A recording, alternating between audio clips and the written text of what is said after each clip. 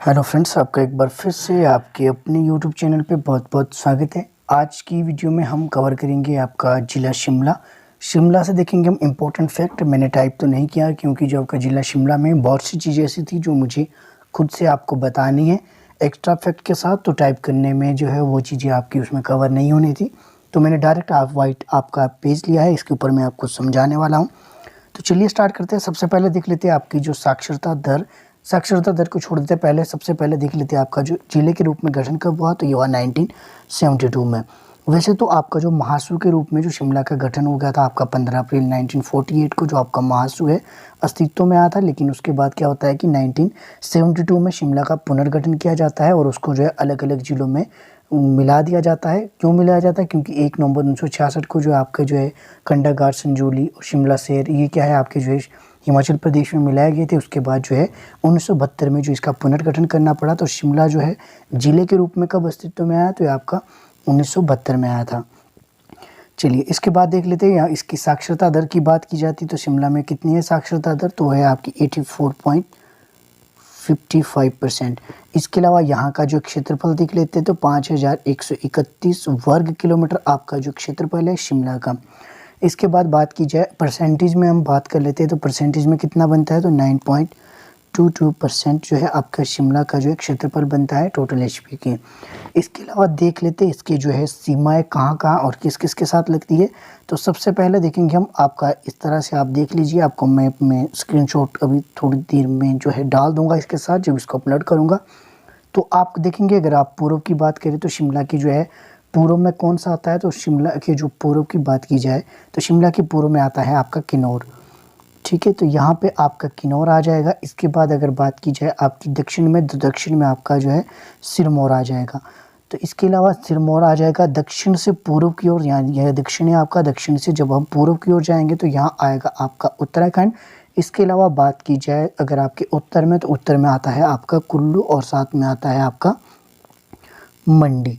तो ये आपने ध्यान रखना है। इसके पश्चिम में बात की जाए तो पश्चिम में शिमला के कौन सा आता है, तो पश्चिम में आता है शिमला के सोलन। तो ये कुछ इस तरह से है आपकी इसकी सीमाएं लगती है चारों साइड। इसके अलावा बात की जाए इनकी पर्वत श्रृंखला है, पर्वत श्रृंखलाएं देख लेते हैं। चलिए एक काम करते हैं, पर्वत श्रृंखला को छोड़ देते, सबसे पहले जो इसका इतिहास देख लेते हैं, क्योंकि इतिहास से काफ़ी प्रश्न पूछे जाते हैं। क्योंकि जो शिमला है ग्रीष्मकालीन राजधानी भी रहा है, कईयों की रहा है, और इसके अलावा जो है ऐतिहासिक इसकी पृष्ठभूमि जुड़ी है। तो देख लेते हैं सबसे पहले जो इनकी रियासतों की बात करते हैं, तो शिमला की जो पहाड़ी जो रियासतें थी, एक तो बहुत सारी रियासतें थी, इनको आपको अलग से पढ़ना पड़ेगा। आप ब्लॉकरा की बुक लीजिए, उसमें आप जो है इन सभी रियासतों को डिटेल में पढ़ना, आपको 3 से 4 दिन आपके लग जाएंगे। अभी मैं इंपॉर्टेंट बात करूँगा शिमला की जो पहाड़ी रियासत है, सबसे बड़ी रियासत कौन सी थी, तो वो थी आपकी बुशहर। तो बुशहर है शिमला पहाड़ी रियासत की सबसे बड़ी रियासत थी। इसके अलावा जो आपकी है सबसे छोटी कौन सी थी, तो सबसे छोटी थी आपकी रतेश। इंपॉर्टेंट दोनों याद रखना, सबसे बड़ी कौन सी थी, तो बुशहर थी, और सबसे छोटी कौन सी थी, तो ये थी रतेश। इसके अलावा एक जो है बज्जी रियासत थी, तो उसकी स्थापना किसने की थी, तो कुटेर रियासत के जो वंशज थे, किसके द्वारा की गई थी, कुटेर रियासत के जो वंशज थे उनका नाम था आपका चारू।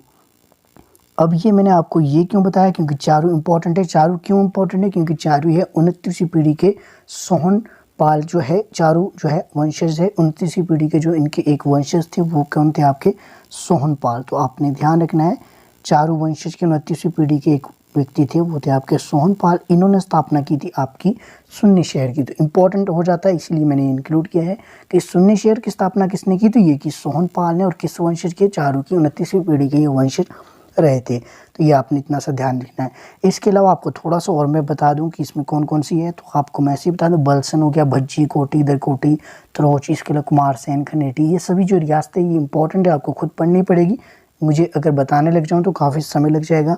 क्योंठल होगी, ठुंड होगी, उसके अलावा ठियोग, मदान, कोटखाई, बुशहर, तो ये सभी रियासतें आपकी शिमला में आती थी, यानी महासू में आती थी। इसके अलावा जो है बुशहर रियासत की स्थापना की बात की जाए तो ये इंपॉर्टेंट क्वेश्चन है।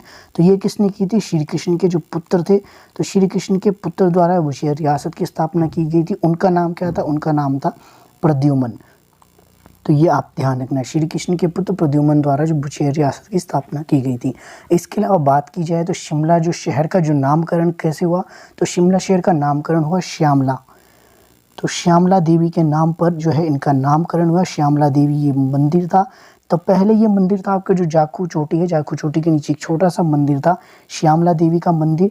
तो ये भगवती का दूसरा अवतार माना जाता है श्यामला देवी को। और बाद में जो इसको अंग्रेजों ने कहाँ स्थानांतरित कर दिया इस श्यामला मंदिर को, तो कालीबाड़ी में। तो 8% में ये कहाँ है आपका, तो कालीबाड़ी में आपका श्यामला मंदिर। और इसी श्यामला माता के नाम पर जो आपका है ये जो है आपका शिमला शहर का नाम पड़ा, ऐसा माना जाता है। इसके बाद बात की जाए तो आपके एक वो है चार्ल्स पैट कैनेडी। तो आपने इनका नाम सुना होगा कैनेडी। तो कैनेडी ने की थी शिमला शहर की जो है स्थापना की बात। कैनेडी, मेजर कैनेडी का नाम आता है। शिमला शहर की स्थापना किसने की, तो मेजर कैनेडी ने।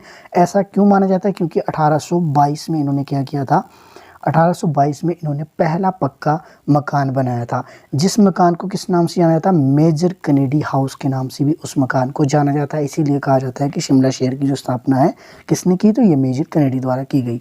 चलिए, इसके अलावा और क्या है आपका फैक्ट शिमला से, तो इसके अलावा शिमला में आपका जो है लॉर्ड एमहर्स्ट जो पहले थे आपके, तो ये आप देख लेना, लॉर्ड एमहर्स्ट जो है आपके पहले थे आपके जो शिमला आने वाले गवर्नर जनरल थे। तो कब आए थे ये भी आपसे पूछा जा सकता है। ये 1827 में आपके शिमला आए थे। इसके अलावा बात की जाए तो इन्होंने क्या किया था आपका 1827 में जब ये शिमला आए तो इनको जो है ग्रीष्मकालीन प्रवास के दौरान ये कहाँ ठहरे, तो ये ठहरे थे आपके कैनेडी हाउस में। इंपॉर्टेंट है, इसको आप याद रखेंगे। साथ ही अगर आपने अभी तक जो है अपनी नोटबुक और पेन नहीं उठाया तो नोटबुक और पेन उठाइए और जो इंपॉर्टेंट फैक्ट मैं आपको बता रहा हूँ उसको डायरेक्ट लिख लीजिए, क्योंकि शिमला जो आपसे काफ़ी क्वेश्चन आपके एग्ज़ाम में देखे गए हैं। इसके बाद बात की जाए तो लॉर्ड एमहर्स्ट के दौरान जो इन्होंने एक जो है स्टेटमेंट दी थी, तो वो स्टेटमेंट क्या थी, तो स्टेटमेंट थी आपकी कि मैं और चीन के राजा आदि मानव जाति पर राज करते हैं, फिर भी हमें सुबह नाश्ते का समय मिल जाता है। तो ये भी किसने कहा था, तो ये भी कहा था आपके लॉर्ड एमहर्स्ट ने। तो ये इंपॉर्टेंट हो जाता है, ये आपने ध्यान रखना है। चलिए नेक्स्ट है, इसके बाद बात की जाए आपकी जो आपका हिंदुस्तान जो तिब्बत सड़क रोड है, तो कब इसका निर्माण हुआ, 1850 से लेकर 51 के बीच में इसका निर्माण शुरू हुआ था। तो किसके जो है समय में किसने करवाया था, तो ये लॉर्ड डलहौजी ने करवाया था। क्यों करवाया था, क्योंकि वो चीनी प्रवास के समय जब गए थे तो उस समय इन्होंने क्या है, लॉर्ड डलहौजी ने आपका है इसका निर्माण करवाया था। इंपॉर्टेंट है आपका, लॉर्ड डलहौजी ने निर्माण करवाया था जो आपका हिंदू तिब्बत सड़क का है। ठीक है, इसके अलावा जो एक दिल्ली में सुरंग बनी है, दिल्ली सुरंग भी आपका एग्जाम में क्वेश्चन कई बार देखने को मिला है। तो आपकी जो दिल्ली में सुरंग बनी है तो कब बनी थी, 1850 में बनी थी दिल्ली सुरंग। तो इसका जो निर्माण किसने करवाया था, तो इसका निर्माण करवाया था मेजर ब्रिग्ज। तो आपने ध्यान रखना किसने करवाया था, मेजर ब्रिग्स ने। इसके अलावा आपका जो आ गया शिमला नगर निगम, शिमला नगर निगम की स्थापना 1000 क्वेश्चन की जो मैंने सीरीज करवाई है उसमें भी मैंने आपको ये करवाया था कि शिमला नगर निगम की स्थापना कब हुई थी, 1852 में। लेकिन कई बुक्स में जो है शिमला नगर निगम नहीं होता है, कई बार एग्जाम में भी नहीं देखने को मिला है। तो आपको लिखा मिल सकता है शिमला नगर पालिका की स्थापना कब की, तो आपकी स्थापना की गई थी 51 से 52 में। 1851 से 52 के बीच शिमला नगर पालिका की स्थापना की। और नगर निगम अगर आपसे पूछा जाएगा डायरेक्ट तो आपने 1852 लगाना है। अगर आपने अभी तक 1000 क्वेश्चन की जो जीके सीरीज हम ऑलरेडी कंप्लीट कर चुके हैं, 30 पार्ट में हमने 1000 HPGK के 1 लाइनर क्वेश्चन ऑलरेडी कर लिए हैं। प्लेलिस्ट में जाइएगा, आपको एक अलग से HPGK का 1000 क्वेश्चन का सीरीज वाला फोल्डर मिल जाएगा। चलिए आगे चलते हैं। आगे आपकी बात की जाए आपकी जो आपके गवर्नर जनरल लॉर्ड हॉर्डिंग थे और जो कलकत्ता के बिशप रे डेनियल, उन्होंने क्या किया था 1844 में शिमला में जो आपकी क्राइस्ट चर्च है, जिस चर्च के पास आप जाकर फ़ोटो खिंचवाते हैं या मैक्सिमम जो लोग हैं वो फ़ोटो खिंचवाते हैं, मैंने भी खिंचवाई है, मैं आपको ऐड कर दूंगा इसमें अगर आप देखना चाहें तो। जो आपकी क्राइस्ट चर्च है, क्राइस्ट चर्च का निर्माण जो है रिज के साइड में करवाया गया, रिज मैदान पर जो इनकी नींव रखी गई थी। तो कब रखी गई थी, तो यह आप लिख सकते हैं, तो ये रखी गई थी आपकी 1857 में। तो 1857 में नींव रखी गई, या नींव क्या रखी गई, 1844 में इसकी नींव रखी गई, 1857 में ये बनकर तैयार हुआ। तो किस किस के कहने पे, ये तो आपके गवर्नर जनरल लॉर्ड हॉर्डिंग और कलकत्ता के जो बिशप रे डेनियल विल्सन, तो इन दोनों के इससे बना था ये आपका चर्च बना था आपके रिज मैदान पे। ठीक है, इसके अलावा बात की जाए तो शिमला में एक टाउन हॉल है, तो उस टाउन हॉल को कब बनकर तैयार किया गया, तो ये टाउन हॉल बनकर तैयार हुआ था आपका 1885 में। और इसके अलावा किसने इसका डिज़ाइन बनाया था, तो ये बनाया था, आपको आई होप समझ आ रहा हो, तो ये लिखाई थोड़ी ऐसी है स्क्रीन के ऊपर। एक तो मैं फ़ोन से आपकी वीडियो रिकॉर्ड करता हूँ तो फ़ोन के ऊपर जो है लिखने में थोड़ी सी प्रॉब्लम आती है, तो थोड़ा सा कोऑपरेट कीजिएगा। अगर आपका सहयोग रहा तो मैं जल्दी से आपके लिए कुछ समय के बीच में आपके लिए मैं जो है डिजिटल बोर्ड की जो है प्लानिंग कर रहा हूँ, अगर हो पाया तो मैं डिजिटल बोर्ड आपके लिए परचेज कर लूँगा। तो ये किसने करवाई थी? आपकी हेनरी इरविन। तो हेनरी इरविन ने ये डिज़ाइन बनाया था टाउन हॉल का, जो कब बनकर तैयार हुआ था? ये 1885 में बनकर तैयार हुआ। इसके अलावा शिमला में जो रिज मैदान है, रिज मैदान के नीचे भूमिगत टैंकों का जलाशय है। जो भूमिगत टैंक निर्माण कब करवाया गया? तो ये आपका 1880 में, मैंने आपको कई बार बताया है। इसके अलावा बात की जाए तो शिमला में जो आपका लॉर्ड रिपन ने एक रिपन अस्पताल की नींव रखी थी, तो आपकी ये भी आपने ध्यान रखना है। तो किसने रखी थी आपकी? तो ये रखी थी आपकी लॉर्ड रिपन ने। तो अगर बात की जाए 1885 में जो है इसको समर्पित कर दिया गया था, 1885 में इसको समर्पित कर दिया गया था जनता को। तो किसने किया था? तो ये किया था लॉर्ड डफरिन ने। लेकिन जो है रिपन अस्पताल की नींव किसने रखी? तो रिपन ने रखी थी। कब रखी थी? 1882 में रखी थी। बनकर तैयार हुआ 85 में, और उसके द्वारा लॉर्ड डफरिन द्वारा इसको जनता को समर्पित कर दिया गया। इसके बाद क्या होता है? इसके बाद आपका जो है एक भारतीय इंडियन नेशनल कांग्रेस की जो स्थापना है, उसका विचार किसको आया था? तो ये आया था ए.ओ. ह्यूम को आया था। तो ए.ओ. ह्यूम कौन थी? ये एक अंग्रेज अधिकारी थी। इनका जो निवास स्थान है शिमला में कहाँ था? तो ये था रोथली कैसल। ये सभी इंपॉर्टेंट है, इनके निवास स्थान आपने याद रखने। शिमला में बहुत के निवास स्थान थे, तो उन सभी को आप, ये तभी मैं बोल रहा हूँ कि अब नोटबुक उठाइए और पेन उठाइए और आप नोट डाउन कीजिएगा। ये वीडियो थोड़ी सी लंबी बन सकती है, लेकिन इसके जो आपके क्वेश्चन है मैक्सिमम एग्जाम में आपके यहाँ से क्वेश्चन देखने को मिलेंगे, तो वीडियो में लास्ट तक जरूर बने रहे। तो इनका ए.ओ. ह्यूम का जो निवास स्थान था वो कहाँ था? आपका रोथली कैसल में। तो रोथली कैसल में इनका निवास स्थान था, और इनके मन में जो विचार आया था कि आपका जो इंडियन नेशनल कांग्रेस की एक स्थापना की जाए, तो इनके मन में यही विचार आया था। कब हुई थी इंडियन नेशनल कांग्रेस की स्थापना? 28 दिसंबर 1885 को। तो ये भी आप ध्यान रखना है, कई बार मैंने इसके बारे में आपको डिटेल में भी बताया है। चलिए आगे देख लेते हैं। आपके पास 1887 में क्या है? 1887 में एक और हुआ था इम्पोर्टेंट। वो क्या हुआ था? जो आपका गेयटी थिएटर का निर्माण कब हुआ था? 1887 में। तो इम्पोर्टेंट है, क्यों हुआ था? तो महारानी विक्टोरिया के जयंती वर्ष पर गेयटी थिएटर को खोला गया था। पहला इसमें जो नाटक चलाया गया, उस नाटक का क्या नाम है? Time will tell. तो टाइम विल टेल जो है ये नाटक चलाया गया था आपका पहली बार 1887 में। तो ये भी आप ध्यान रखेंगे। इसके बाद आपका लॉर्ड डफरिन के समय में क्या होता है? 1888 में वॉयसरीगल लॉज बनकर तैयार हो जाता है। तो वॉयसरीगल लॉज बनकर कब तैयार हुआ? तो 1888 में। ये भी आपके लिए इंपॉर्टेंट क्वेश्चन है। और जो वॉयसरीगल लॉज है, पहली ऐसी बिल्डिंग थी जहाँ पे विद्युत की आपूर्ति हुई थी शिमला में। ये भी आप साथ में याद रख सकते हैं। इसके अलावा जो वॉयसरीगल लॉज है, तो इसका जो है 8% जिसका नाम क्या है, तो ये आपको मैं बता देता हूँ। तो अब आपने सुना होगा जो आपकी Indian institute of advance study यानी IIAS इसका नाम है। तो आपका जो है ये किस हिल पे? तो ऑब्जेक्ट्री हिल्स पे है। तो ये भी आपने ध्यान रखना है। तो ये कब बनकर तैयार हुआ था? 1888 में। किसके समय में? उस समय कौन थे? आपके लॉर्ड डफरिन थे। ये भी आप ध्यान रखेंगे। चलिए आगे बात कर लेते हैं। आगे है आपके पास एक जो है अन्ना मेडल मैदान में डूरंट कप की जो शुरुआत की गई थी। अन्ना मेडल मैदान में ध्यान रखना, शिमला के अन्ना डेल में लिख देता हूँ, आपको नोट्स बनाने में परेशानी होगी। अन्ना डेल मैदान में जो आपका शिमला में डूरंट कप की शुरुआत की गई। भारत का पहला डूरंट कप था ये, तो 1888 में की गई। किसने की थी? Sir Durand Mortimer. तो इन्हीं के नाम पर जो इसका नाम क्या पड़ा? डूरंट कप पड़ा। तो ये आप ध्यान रखेंगे। इसके अलावा जो आपकी जो है 1914 में मैकमोहन रेखा जो खींची गई, किस किस देश के बीच है? तो ये है आपकी भारत और चाइना के बीच में रेखा खींची गई, जिसका नाम रखा गया मैकमोहन रेखा। तो कब खींची गई? 1914 में। इसको फैसला कहाँ लिया गया? तो ये लिया गया था आपका शिमला में। साथ ही आपको ध्यान रखेंगे, आप जो 1972 में जो आपका जो है शिमला समझौता हुआ था, किस किस के बीच हुआ था? इंडिया और पाक के बीच ये समझौता हुआ था। तो इसमें क्या है, ये कहाँ पे हुआ था? ये आपके बर्निस कोर्ट में हुआ था। तो ये भी आप साथ में ध्यान रख लीजिएगा। इसके अलावा महात्मा गांधी आए थे आपके शिमला। तो कब आए थे? 1921 में आए थे आपके महात्मा गांधी शिमला। तो उनके साथ कौन कौन आए थे? उनकी पत्नी आई थी। उसके अलावा आपके लाला लाजपत राय आए थे, उनकी पत्नी आई थी। उसके बाद लाला लाजपत राय आए थे, और उसके बाद कौन आए थे? मदन मोहन मालवीय। तो ये 3 आए थे इनके साथ। तो गांधी जी के साथ कितने थे टोटल? तो गांधी जी को मिलाकर 4 आए थे 1921 में पहली बार जो है शिमला। और 1921 में ही इंडियन नेशनल कांग्रेस की जो है स्थापना की गई शिमला में। तो ये भी आप ध्यान रखेंगे। क्यों आए थे, ये भी क्वेश्चन आपसे पूछा जा सकता है।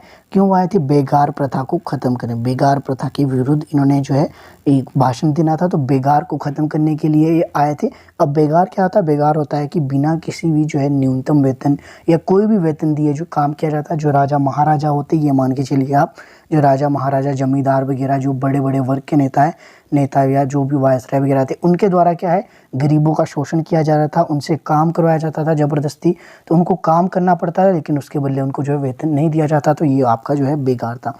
तो इसके विरुद्ध के लिए आए थे 1921 में महात्मा गांधी पहली बार शिमला, तो उनके साथ उनकी पत्नी लाला लाजपत राय, मदन मोहन मालवीय, लिख लीजिएगा आप, इंपॉर्टेंट है ये। तो डेट भी आप याद रखते, 11 मई 1921 को ये शिमला आए थे। ठीक है, इसके अलावा बात की जाए तो जब ये शिमला आए थे तो ये कहाँ ठहरे थे, तो ये शांति कुटीर भवन में ठहरे थे। तो शांति कुटीर में ठहरे थे। ये शांति कुटीर भवन कहाँ है, तो ये आपका समर हिल में है। तो ये भी आप साथ में ध्यान सकते थे। कितने हज़ार लोगों को इन्होंने संबोधित किया था, तो 15,000 लोगों को इन्होंने संबोधित किया था। कहाँ किया था आपने, तो ये किया था आपके ईदगाह मैदान में। तो ध्यान रखना, ईदगाह मैदान में इन्होंने संबोधित किया था। तो इनके संबोधन के लिए लोगों ने जो है नारा दिया था, उस नारे का क्या नाम था, तो बेताब बादशाह। तो गांधी जी को किस नारे से संबोधित किया गया, बेताब बादशाह कहा गया। तो ये भी आप इस तरह के क्वेश्चन अक्सर एग्जाम में देखे गए, तभी मैंने आपकी जो आज की वीडियो टाइप नहीं की, क्योंकि ये सभी फैक्ट आपको बताने ज़रूरी थे। इसके अलावा बात की जाए दूसरी बार कब आए थे, तो दूसरी बार जो गांधी जी आए थे 1931 में आए थे। तो उस समय जो आपके नेहरू, पटेल, अंसारी, गवान, उनके साथ ये शिमला आए थे। इसके अलावा अब्दुल गफ्फार खान भी इनके साथ थे। इसके बाद बात की जाती है आपकी 1945 में। 1945 में एक सम्मेलन हुआ जिसको नाम दिया गया शिमला सम्मेलन। कई स्टूडेंट्स से शिमला सम्मेलन और शिमला समझौता दोनों को इकट्ठा कर देते हैं। शिमला सम्मेलन 1945, शिमला समझौता 1972। तो ये दोनों अलग अलग है, इन दोनों को कृपया अलग अलग करके रखिएगा, तभी आपको है नंबर इनके अलग अलग ही मिलेंगे। चलिए बात की जाए, इसको आपका जो शिमला सम्मेलन है, इसको आपका किस और नाम से जाना जाता है, तो इसको वेवल सम्मेलन के नाम से भी इसको जाना जाता है। साथ ही इससे पहले एक और फैक्ट बोल गया हूँ, 1942 से लेकर 1945 के बीच जो है शिमला में आपकी जो है वर्मा के प्रवासी सरकार का मुख्यालय भी रहा था। तो ये भी आप ध्यान रखेंगे। तो वर्मा के प्रवासी सरकार का मुख्यालय शिमला में कब तक रहा, तो आपके 1940 से 1945 तक। इसके अलावा जो पंजाब हाई कोर्ट की बात की जाए तो पीटरहॉफ, आपने सुना होगा जो पीटरहॉफ है, तो पंजाब का हाई कोर्ट कहाँ था, शिमला के, तो ये था आपका पीटरहॉफ। तो इसमें जो है गांधी जी का जो हत्यारे थे कौन थे, आपके नाथूराम गोडसे। तो नाथूराम गोडसे को जो है उनकी सुनवाई किस इस कोर्ट में की गई, तो ये आपकी पीटरहॉफ में की गई थी। इनकी केस की सुनवाई कहाँ की गई थी, पीटरहॉफ में की गई थी। यही पीटरहॉफ आपका जो 1981 में है, इसमें जो आग लग गई थी उसके कारण जो ये पूरी तरह से नष्ट हो गया। अगर बात की जाए वर्तमान में जो आपका पीटरहॉफ है, उसको क्या है, हिमाचल प्रदेश ने स्टेट गेस्ट हाउस के रूप में जो आजकल ये यूज़ कर रही है, तो ये भी आप ध्यान रखेंगे। इसके बाद बात की जाए क्षमा चाहता हूँ। इसके बाद बात की जाए आपके 1945 में द्वितीय विश्व युद्ध जब खत्म हुआ था, तो इसकी विजय के उपलक्ष्य में जो, क्योंकि ब्रिटिश सरकार का जो प्रभुत्व था इंडिया के ऊपर, उन्होंने क्या है शिमला में जो एक टनल का निर्माण किया, उस टनल का नाम है विक्ट्री टनल। तो आपने ध्यान रखना है, विक्ट्री टनल का निर्माण कब किया गया, 1945 में। क्यों किया गया, द्वितीय विश्व युद्ध के विजय के उपलक्ष्य में। चलिए जी, इसके बाद बात की जाए आपकी जो वॉइस रिगल लॉज है, वॉइस रिगल लॉज किसके समय में बनकर पूरा हुआ था, तो ये लॉर्ड डफरिन के समय में बनकर पूरा हुआ था। 1948 में जो इसे क्या है, राष्ट्रपति निवास कहा जाने लगा। तो वॉइस रिगल लॉज को है राष्ट्रपति निवास के नाम से भी जानते हैं। ये ध्यान रखेंगे आप, कब से जानते हैं, 1947 से इसको जो है राष्ट्रपति निवास कहा जाने लगा। लेकिन जो है 1965 में इसको जो है भारतीय उच्च अध्ययन संस्थान यानी कि Indian institute of advance study IIAS के नाम से इसको संबोधित किया गया। तो किसने कहा कि इसका नाम बदलकर IIAS यानी कि Indian institute of advance study, Hindi में कहूँ तो भारतीय उच्च अध्ययन संस्थान, इसका नाम रखा 1965 में वॉइस रिगल लॉज का। तो किसने रखा था, उस समय जो आपके डॉक्टर राधाकृष्णन थे उन्होंने रखा था। तो ये आप ध्यान रखेंगे। इसके अलावा बात की जाए तो है आपका 1945 में क्या हुआ था, 1945 में शिमला में जो है आकाशवाणी शिमला की जो है शुरुआत कब से हुई, तो 1955 से 1945 नहीं है, तो 1945 से क्या है आपकी आकाशवाणी शिमला की शुरुआत की गई। उसके बाद आपका 1972 में मैंने आपको ऑलरेडी बता दिया, शिमला और जो पाक के बीच एक समझौता हुआ था, तो इसे शिमला समझौता के नाम से भी जाने थे। ये किस कोर्ट में हुआ था, ये बर्निस कोर्ट में हुआ था। इसके अलावा जो आपका है स्नोडल अस्पताल, तो स्नोडल अस्पताल है जो आपका 1985 में का नाम 1985 में जो स्नोडल अस्पताल का नाम 1985 में क्या रखा गया, आईजीएमसी। तो याद रखना इंदिरा गांधी मेडिकल कॉलेज इसका नाम रखा गया। तो पहले आईजीएमसी का पुराना नाम क्या था, तो ये था स्नोडल अस्पताल। इसको 1985 में इसको आईजीएमसी कर दिया गया। इसके अलावा एक और रिपल अस्पताल है, उसका नाम 1990 में दीनदयाल उपाध्याय रखा गया, ये भी आप ध्यान रखेंगे। साथ ही अगर बात की जाए, हम बर्निस कोड की बात कर रहे थे, इंडिया और पाक का जो ये आपका जो है इंडियन पाक समझौता हुआ था बर्निस कोर्ट में। तो ये किस गवर्नर का जो निवास स्थान था, तो ये आपका 1992 में ये हिमाचल प्रदेश के जो गवर्नर उनका जो ये निवास स्थान भी रहा है। तो ये आप ध्यान रखेंगे। इसके अलावा 1857 की एक क्रांति हुई थी। 1857 की जो क्रांति है उस समय जो आपके शिमला में संचालन के लिए जो शिमला में एक संगठन बना था, उसके जो प्रमुख कौन थे, तो राम प्रसाद वैरागी। तो राम प्रसाद वैरागी इन्होंने जो शिमला जो एक संगठन बनाया था 1857 की क्रांति के संचालन के लिए, तो उसका नेतृत्व किसने किया था, राम प्रसाद वैरागी द्वारा जो इसका जो है संचालन किया गया था। तो ये भी आप ध्यान रखेंगे। साथ ही जो है ठाकुर रामलाल जी का आपने नाम सुना होगा, तो ये 1977 में मुख्यमंत्री बने और साथ ही जो ये राज्यपाल भी रहे। तो दोनों हिमाचल प्रदेश के एकमात्र व्यक्ति जो मुख्यमंत्री और राज्यपाल के पद पर रहे, तो ये कौन रहे थे, आपके ठाकुर रामलाल रहे थे। तो मेरे ख्याल से आपके जो हिस्ट्री का इतना काफ़ी हो गया है। अच्छा, साथ ही आपको जो हाइट बता देता हूँ मैं, हिमाचल प्रदेश की राजधानी कौन सी है, तो आपकी शिमला है। हाइट की बात की जाए, शिमला की जो रिज मैदान है, रिज मैदान की हाइट है 2206 मीटर। तो ये भी आप नोट डाउन कर सकते हैं। साथ ही जो है आपका एक बड़ोग है, बड़ोग भी आपका पर्यटन क्षेत्र है, उसकी हाइट है आपकी 1560 मीटर। इसके अलावा जो आपकी शिमला शहर की जो सबसे ऊंची चोटी है, तो वो आपकी जाकू है। जाकू की हाइट भी आप लिख सकते हैं 2450 मीटर जाकू की हाइट है। तो ये सभी आपकी हाइट जो है आप इसको ध्यान रखिएगा, आपके लिए काफ़ी हेल्पफुल रहने वाली है। इसके अलावा बात की जाए शिमला में और क्या क्या है, तो शिमला में आपका जो है कुफरी है। कुफरी में आपका जो है आलू अनुसंधान केंद्र का है। तो कुफरी में इसकी जगह एक और जगह है आपकी नाल देहरा। तो नाल देहरा में आपका जो है 9 होल गोल्फ कोर्स है। तो 9 होल गोल्फ कोर्स कहाँ है, तो ये शिमला के नाल देहरा में। तो आपने ध्यान रखना कितने होल का है, तो 9 होल का है। तो ये भी आपको मैंने बता दिया। इसके अलावा अब देख लेते हैं इसकी जो आपकी नदियाँ कौन कौन सी है। आपकी जो वीडियो काफ़ी लंबी बन जाएगी, तो इसीलिए मैंने रियासतें काफ़ी कुछ छोड़ दिया है अभी भी। तो आपके इसके अलावा आप भेड़ प्रजनन केंद्र आप याद रख सकते हैं, ज्यूरी में है, हिमाचल प्रदेश के। अच्छा, इसकी जो आपकी क्षेत्रफल आपका है इसका 5131, ये मैंने आपको बता दिया पहले ही। इसकी नदियों की बात की जाए तो सतलुज इसकी है, सतलुज नदी आपकी शिमला से बहती है। इसके अलावा आपकी गिरी नदी है और आपकी जो पब्बर नदी है, ये आपकी 3 मुख्य नदियां हैं। तो इतनी ही आप इसको ध्यान रखिए, बाकी छोटी मोटी नदियों को आप उसको छोड़ दीजिए। सतलुज नदी है, गिरी नदी है, पब्बर नदी है। अच्छा, जो गिरी नदी है, गिरी नदी कहाँ से निकलती है, तो ये आपकी कुप्पड़ नामक चोटी से निकलती है। तो कुप्पड़ चोटी है, कुप्पड़ चोटी ये कहाँ है, जुब्बल में। जुब्बल की कुप्पड़ चोटी से निकलती है आपकी गिरी नदी और यमुना की ये सहायक है। साथ ही पब्बर नदी की बात की जाए तो पब्बर जो आपकी नदी है, तो इसका जो उद्गम स्थल है, इसका उद्गम स्थल आपका माना जाता है चांशल चोटी से। चांशल चोटी में एक जो है झील है, उसका नाम है चंद्रनाहन झील। तो चंद्रनाहन झील से है जो आपका है पब्बर नदी को कौन सी झील पोषित करती है, तो चंद्रनाहन झील करती है। और चंद्रनाहन झील कहाँ है आपकी, तो ये है आपकी चांशल चोटी में। चांशल चोटी आपके शिमला में है। तो ये भी आप इसको ध्यान में रखेंगे। साथ ही जो है इसके जो आपकी झीलें और भी देख लेते, एक तन्नू जुब्बल झील और गढ़कुपर झील, ये भी कहाँ है आपकी, ये भी आपकी शिमला में है। झरने की बात की जाए तो आपके 2 मुख्य झरने यहाँ पे है, बाकी झरने काफ़ी है पर 2 मुख्य, एक आपका ज्योरी में है और दूसरा आपका चेडविक में है। तो ये दोनों आपके जो है यहाँ के झरने हैं। तो ये आप इतना सा ध्यान रख लीजिए। इसके अलावा जो आपकी श्रृंखला की बात की जाए, पर्वत श्रृंखला जाकू पहाड़ी आपकी ये पता है। और इसके अलावा ऑब्जेक्ट्री हिल है, जो हवाईसी गलोच कहाँ है, तो ऑब्जेक्ट्री हिल पे। इसके अलावा समर पहाड़ी है और इसके अलावा आपकी जाकू चोटी है। चायल की अगर बात की जाए, चायल की सबसे ऊँची सियाल है। चौपाल तहसील की बात की जाए तो सबसे ऊँची चोटी चौपाल तहसील की कौन सी है, तो ये आपकी चूड़दार। तो ये शिमला के दक्षिण की चोटी है। अगर आपकी इसकी बात की जाए तो इसकी जो हाइट कितनी है, 3647 मीटर। ये सिरमौर की सबसे ऊंची चोटी भी है। तो ये भी आप इसको इसके साथ रिलेट कर सकते हैं। इसके अलावा रोहडू तहसील में एक और चोटी है, तो वो है आपकी चांशल की चोटी। तो ये रोहडू की तहसील की सबसे ऊंची चोटी कौन सी है, तो चांशल की चोटी। तो यहीं से आपकी जो है चंद्रनाहन झील है यहीं पे, और चांशल की चोटी में, और ये चंद्रनाहन झील आपकी पब्बर नदी को पोषित करती है। तो ये वीडियो आज की काफ़ी लंबी बन गई है। आप मुझे कमेंट कीजिएगा कि आपको इस तरह से पढ़ना है या फिर मुझे टाइप करके आपको देना पड़ेगा। तो ये था आपका आज का शिमला। तो शिमला डिस्ट्रिक्ट मैंने कोशिश तो की है सभी फैक्ट आपके क्लियर किए जाए और जल्दी बताया। अगर आपको समझ नहीं आया तो आप इसको दोबारा एक बार देख लीजिएगा।